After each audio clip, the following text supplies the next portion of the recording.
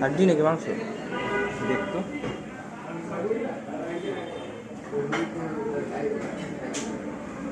চলে চলো অন্য পিস হইলে মজা পাবি না, এটা 8 লগের পিস তো মাংসটা নরম নরম থাকবে।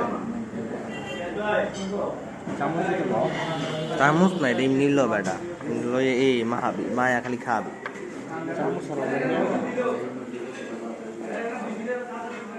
বাংলা স্টাইল খাওয়া।